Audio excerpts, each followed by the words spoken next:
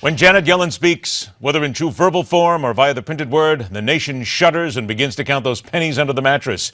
At least it does seem that way from time to time. Let's lead off there and welcome back from the Society to Advance Financial Education. Steve Beeman is here to bring us another edition of Bulls, Bears, Bucks, and figure it all out. Hey, Steve. Well, good afternoon, Ed. I'm glad they're listening to us instead of Janet today.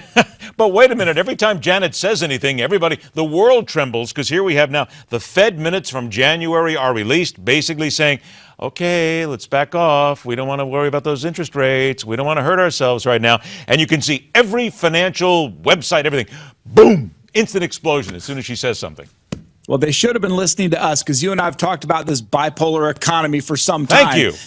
You know, just when you think it's picking up, you get another piece of data like retail sales last month to show that it's not picking up like people thought. So clearly the Fed is increasingly concerned that if they act too quickly, you could actually see a demonstrative hit to the economy. We need to point out that in this case, the Fed is actually doing the consumer a favor in many ways, because if you want to buy a house, interest rates are low. I mean, it actually is a good thing that they're thinking about us for a change. Well, it is. They're really trying to keep the market values up. They're trying to keep consumer spending going. And we need it because right now with Europe in turmoil and Asia slowing down, we need the U.S. to keep that sputtering little engine on the track. Steve, let's remind people then, because from your opinion, the Fed is sooner or later going to raise interest rates. Has to happen. What would be that indicator that we would see happen, that one click that would tell us that it's probably in our near future?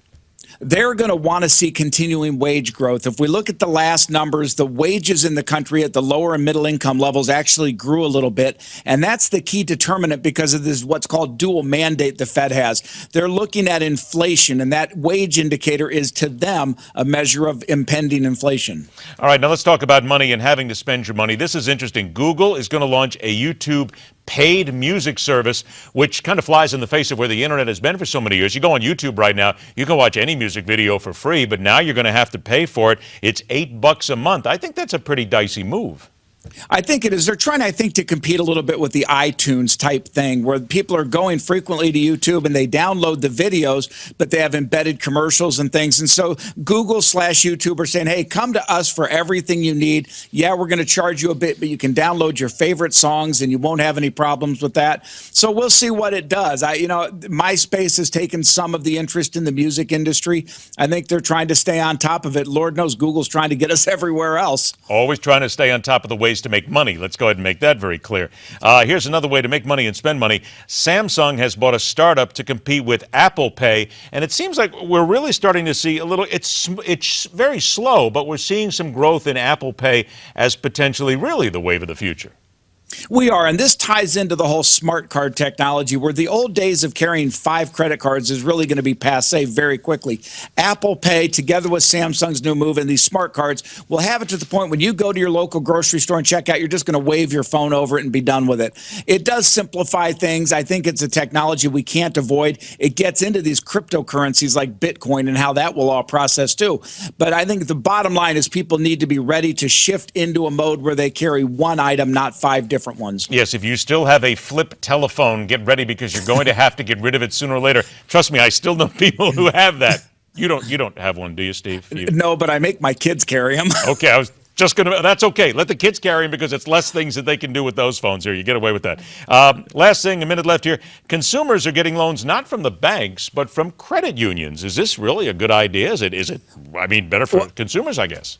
Again, I think if they listen to Bulls, Bears, and Bucks, they'd understand this. Credit unions are not-for-profit organizations, so they typically have lower fees. But I think one of the most interesting stats I've seen recently is that in the last several months, 4 out of 10 loans being made to the consumers for autos, residential, and just standard consumer installment are subprime loans again.